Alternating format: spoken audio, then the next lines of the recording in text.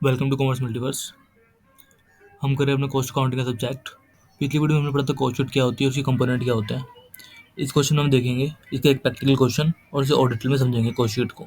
तो यहाँ पर एक क्वेश्चन है, एक कंपनी है आपकी एबीसी इलेक्ट्रॉनिक कंपनी, जिसने जो है एक डिवाइस मैन्युफैक्चर करा है क्वांटम डिवाइस के नाम से।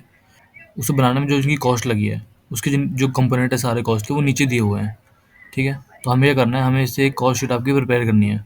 तो जो हमने कॉस्ट शीट में पढ़ा था कि सबसे पहले हम क्या करेंगे, सबसे पहले हम उसकी जो बेस कॉस्ट है, यानी कि जितने भी डायरेक्ट कॉस्ट है वो हम जोड़ेंगे। सबसे पहले हम अपनी प्राइम कॉस्ट निकालेंगे, तो प्राइम कॉस्ट निकालने के लिए जितने भी डायरेक्ट एक्सपेंस है वो सब उसमें जोड़ देंगे। उसमें भी सबसे पहले रॉ मटेरियल का कॉस्ट आएगी। तो यहाँ पे जो है रॉ मटेरियल का ओपनिंग स्टॉक दे रखा है और परचेज दी हुई है, और जो क्लोजिंग स्टॉक हमें दिया हुआ है। तो तीनों हम वहाँ पे अपना पुट करेंगे और हमारा रॉ मटेरियल कंज्यूम्ड हमें पता चल जाएगा। तो हमने जो इसका ओपनिंग स्टॉक ऐड कर दिया, परचेज ऐड कर दिया, और उसका जो क्लोजिंग स्टॉक था वो हमने लेस कर दिया। तो हमें हमारी जो रॉ मटेरियल कंज्यूम्ड है उसकी जो वैल्यू वो मिल गई यहाँ पे। नेक्स्ट आइटम हम देखते हैं अपनी। नेक्स्ट आइटम जो है हमारे पास वो है आपकी डायरेक्ट वेजेस, और डायरेक्ट वेजेस जो पेड करें हमने अपने वर्कर्स को, वो है आपका। तो डायरेक्ट वेजेस आपकी जाएगी और डायरेक्ट लेबर में। नेक्स्ट हमने जो हमारी वेजेस थी डायरेक्ट लेबर वो हमने इसमें पे कर दी। तो ये ऐड करने के बाद ये हमारी डायरेक्ट जितनी भी कॉस्ट थी वो हमारी ऐड हो गई है ना। ऊपर क्वेश्चन में आप देख सकते हैं कि अब हमारा और कोई डायरेक्ट बचा नहीं है यहाँ पे। और आपका जो भी ओपनिंग स्टॉक था रॉ मटेरियल का वो हो गया, और आपको जो डायरेक्ट वर्कर थे वो भी आपके हो गई है। डेप्रिसिएशन बचा है जो कि आपका जो एक इनडायरेक्ट खर्चा है ना, फैक्ट्री ओवरहेड के अंदर वो आपका आएगा। बाकी खर्चे इसमें और कोई बचा नहीं है जो इसमें ऐड करना है। ये आपका हो गया, और इन सबको अगर मैं ऐड कर दूँ तो ये आपको हो जाता है प्राइम कॉस्ट। तो हमें हमारी जो प्राइम कॉस्ट मिल चुकी है, जितने भी डायरेक्ट खर्चे थे हमारे, जितनी भी डायरेक्ट कॉस्ट थी वो हमने ऐड अपनी कर दिया है। नेक्स्ट अपना हम क्या करेंगे, अब इसमें सबसे पहले अब इसमें हम ओवरहेड्स को ऐड करेंगे अपने, है ना। फैक्ट्री ओवरहेड हो गया, आपका ऑफिस ओवरहेड हो गया, सेलिंग डिस्ट्रीब्यूशन ओवरहेड हो गया। ठीक है, तो पहले जो अपना फैक्ट्री ओवरहेड को ऐड कर लेते हैं। तो फैक्ट्री ओवरहेड के लिए हमारे पास क्या क्या दिया हुआ है आपके पास है यहाँ पे, और डेप्रिसिएशन दिया हुआ है ना, ये इसमें ऐड करेंगे। सुपरवाइजर सैलरीज, ये भी आपका इनडायरेक्ट जो है, इसी का खर्चा आपका आएगा, है ना। इंश्योरेंस है आपका, इंश्योरेंस हम इसमें पे करेंगे अपना। और प्रॉपर्टी टैक्स है, ये भी इनडायरेक्ट खर्चा हो जाएगा आपका। ठीक है, इनडायरेक्ट मटेरियल, ये भी आपका फैक्ट्री, इनडायरेक्ट लेबर और इनडायरेक्ट यूटिलिटीज़। इसके बाद हमने अपने जितने भी हमारे फैक्ट्री ओवरहेड थे वो सारे ऐड कर दिए, वो सब हमने यहाँ पे लिख दिया और सबको जो है ऐड कर दिया। तो इनका जो टोटल आया वो आपका 75,000 आया।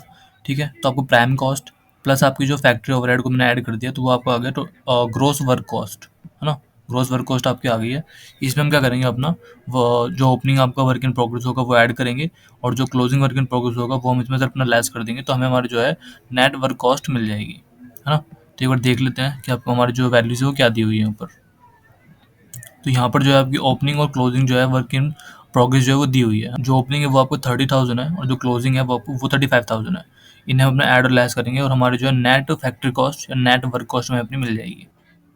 तो वर्क इन प्रोग्रेस को ऐड और लेस करने के बाद हमारे पास जो वैल्यू आ रही है वो आपकी आ रही है 335,000, है ना। 3,35,000 आपकी जो है नेट वर्क कॉस्ट आपकी आ रही है। नेक्स्ट हमारा स्टेप होता है आपका ऑफिस ओवरहेड या एडमिनिस्ट्रेटिव ओवरहेड है, वो इसमें हम अपना ऐड करेंगे। नेक्स्ट हम अपना देखते हैं इसमें जितने भी हमारे ऑफिस एक्सपेंसेस वो क्या क्या है आपका, है ना। जैसे आपका सैलरी यहाँ पे दी हुई है ना। ऑफिस सप्लाईज हैं आपके, ठीक है। ऑफिस यूटिलिटीज़ हैं आपकी, है ना। और नीचे, और आपका जो लीगल फीस है, लीगल फीस जो आपका ऑफिस से रिलेटेड होती है ना। लीगल जो भी काम होगा ऑफिस वाला आपका देखता है, और जो भी आपका एडमिनिस्ट्रेशन होता है वो देखता है। ट्रैवल एक्सपेंसेस आपके हो गए, है ना। ट्रेनिंग प्रोग्राम आपके हो गए, ये सारे आपके जो है ऑफिस से रिलेटेड है ना। रिसर्च एंड डेवलपमेंट का खर्चा है, या आपको रिसर्च डेवलपमेंट कौन करता है, आपका एडमिनिस्ट्रेशन, आपका जो मैनेजमेंट है। तो इनकम क्या करेंगे, ये हमारे ऑफिस और एडमिनिस्ट्रेशन के खर्चे हैं सारे, जिनको हम अपने ऐड कर देंगे ना, ऑफिस ओवरहेड। तो हमारे ऑफिस के जितने भी ओवरहेड थे वो हमने इसमें ऐड कर दिए, है ना। ऑफिस ओवरहेड का जो टोटल आया वो आपका आया 88,000। इसे हमने इसमें ऐड करेंगे अपना। तो हम क्या करेंगे, अपना जो हमारे वर्क कॉस्ट थी, नेट वर्क कॉस्ट, उसमें अपना जो है ऑफिस का जो ओवरहेड है उसे हम ऐड कर देंगे। तो हमें हमारा क्या मिल जाता है, हमें हमारी मिल जाती है कॉस्ट ऑफ प्रोडक्शन, है ना। हमें हमारी कॉस्ट ऑफ प्रोडक्शन मिल जाती है, या फिर आप कह लो ऑफिस कॉस्ट, दोनों एक ही बात है। तो हमें हमारी जो कॉस्ट ऑफ प्रोडक्शन मिल गई जो कि थी 423,000, ये आपका आया। इसके बाद हमारा जो नेक्स्ट जो स्टेप होता है वो आपका होता है कि अब आपके पास कुछ ना कुछ जो है प्रोडक्ट जो है पहले से बने हुए प्रोडक्ट भी होते हैं, कंप्लीट प्रोडक्ट भी होते हैं, फिनिश गुड जिन्हें हम कहते हैं अपना, वो हम इसमें से ऐड या लेस कर देंगे अपना। ओपनिंग होगा तो ऐड कर देंगे, क्लोजिंग होगा तो लेस कर देंगे। हमें उसके बाद हमें हमारी मिल जाएगी cost of sales cost of production of sales, जितने हमने सेल किया है उसको प्रोडक्ट उसको बनाने में, है ना, उसका प्रोडक्शन करने में जितनी टोटल कॉस्ट हमारी आई है वो हमें मिल जाएगी उसके बाद। तो अगर फिनिश गुड के जो बैलेंसेस है वो यहाँ पे दिए हुए हैं आपके, ये रहे, ये आपके फिनिश गुड के बैलेंसेस। इसमें हम ओपनिंग जो है इसे हम अपना ऐड कर देंगे और क्लोजिंग को जो है लेस करेंगे, फिर हमें हमारे जो है cost of production of sales मिल जाएगी। तो ये जो है हमने अपना फिनिश गुड जो है वो ऐड लेस कर दिया, तो जो वैल्यू है नेगेटिव है क्योंकि क्लोजिंग आपका नेगेटिव है। इसके बाद हमें हमारी जो है cost of production of good sold या कॉस्ट ऑफ गुड सोल्ड जो मिल गई, जो कि हमारी है 418000। ठीक है, इसके बाद हमारा लास्ट बचता है आपका सेलिंग और डिस्ट्रीब्यूशन का ओवरहेड, है ना, वो हम इसमें ऐड कर देंगे और हमें हमारे जो है कॉस्ट ऑफ सेल्स मिल जाएगी, है ना, कि आपने जो प्रोडक्ट आपने सेल किए हैं उनकी टोटल कॉस्ट क्या थी वो आपको मिल जाएगी। उसके बाद सिंपल आप अपना क्या करेंगे, अपने सेल्स और अपनी टोटल सेल्स और अपनी कॉस्ट में डिफरेंस देखकर अपना प्रॉफिट अरे ईजिली निकाल लेंगे। तो हम देख लेते हैं हमारे सेलिंग और डिस्ट्रीब्यूशन के ओवरहेड क्या क्या है। तो पहला आपका हो गया सैलरी फॉर सेल्स स्टाफ, है ना, साफ साफ दिख रहा है कि ये हमारा सेलिंग से रिलेटेड है। और एडवर्टाइजिंग हो गया आपका, है ना, ये आपको डिस्ट्रीब्यूशन सेलिंग दोनों से रिलेटेड है।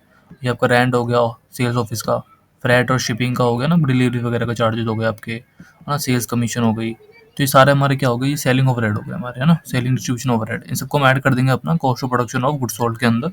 तो हमारी जो है कॉस्ट ऑफ सेल मिल जाएगी कि भैया हमने जो गुड सेल किया उनकी टोटल कॉस्ट कितनी थी। तो आपको जितने भी सेलिंग के और डिस्ट्रीब्यूशन का ओवरहेड थे सब मैंने ऐड कर दिया इसमें, है ना, जो कि आपका है 405000, 4500 आपका है। ऐड करने के बाद आपकी जो टोटल कॉस्ट ऑफ सेल है ना, क्या किया मैंने, ये दोनों आपको ऐड कर दिए। तो इन दोनों को जब मैं cost of production of sale या cost of good of sale या कॉस्ट ऑफ गुड सोल्ड की जो मेरा कॉस्ट है उसे मैं ऐड करता हूँ अपने सेलिंग ओवरहेड्स के अंदर, तो मुझे मेरी जो है कॉस्ट ऑफ सेल्स मिल जाती है ना, कॉस्ट ऑफ सेल्स मिल गई मुझे मेरी। अब मैं क्या करूँगा, सिंपल मेरे पास सेल्स दी हुई है, सेल जो मेरी 6 लाख की हुई है ना, मुझे पता है मेरी सेल जो है वो 6 लाख की हुई है। और जो मेरी कॉस्ट थी उन गुड को जो मैंने सेल्स किया है उसकी कॉस्ट आ रही थी वो आपकी इतनी आ रही थी, आपकी वो इतनी इतनी आपकी जो कॉस्ट है। तो प्रॉफिट सिंपल से निकाल लूंगा ना अपना, सिंपल से मेरा प्रॉफिट यहाँ पे निकल जाएगा ना, जो आपको कितना आएगा। अगर आप क्या करेंगे, आप सिंपल से कुछ नहीं करना, आपको लेस करना है ना, सेल्स में से सेल्स में से क्या कर देंगे, अपनी कॉस्ट को लेस कर देंगे। तो आपको अब आपकी जो है प्रॉफिट मिल जाएगी आराम से, जो आपका आएगा इसमें 141500, है ना, 1,41,500 जो है आपका प्रॉफिट आ गया। तो इस तरीके से क्वेश्चन होते हैं, आप इजीली से जो है सॉल्व कर सकते हैं, है ना। सारे कंपोनेंट आपको दिए होते हैं, बस आपको आइडेंटिफाई करना होता है कि कौन सा जो आपका एक्सपेंस है, कौन सा आपका खर्चा जो है वो किस किस कौन से हेड के अंदर आपका आएगा। तो कॉमर्स स्टूडेंट है तो आपको तो इजीली समझ में आएगा कि कौन सा खर्चा फैक्ट्री से रिलेटेड है, कौन सा खर्चा किससे रिलेटेड है, काफ़ी ईजी होगा समझना। तो ये हमारी कॉस्ट शीट हो गई, मिलते हैं अपने नेक्स्ट वीडियो में। Thank you for watching.